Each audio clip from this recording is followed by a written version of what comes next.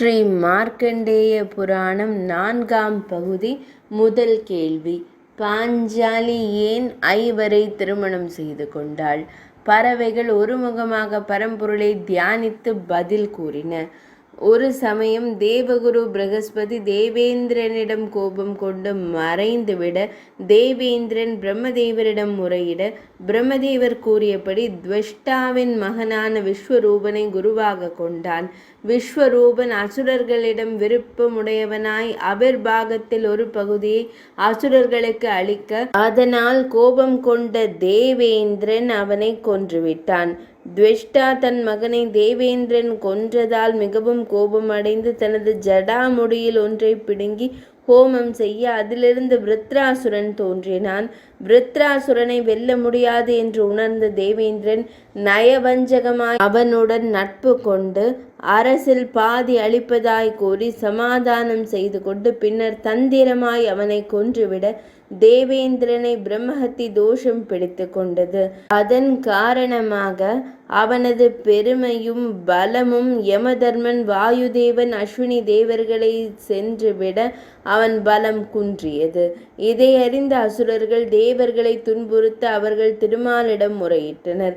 பூபாரம் குறைக்க பகவான் ஸ்ரீகிருஷ்ணராய் அவதரித்தார். தேவேந்திரனையும் தனக்கு துணை பாண்டவர்களாய் அவதரிக்க செய்தார்.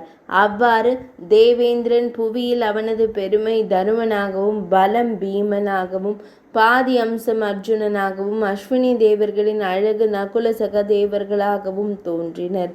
எனவே பாஞ்சாலி ஐவரை திருமணம் செய்து கொண்டாலும் தேவேந்திரன் ஒருவனையே திருமணம் செய்து கொண்டவள் ஆகிறாள் என்று பறவைகள் விளக்கின. இரண்டாவது கேள்வி.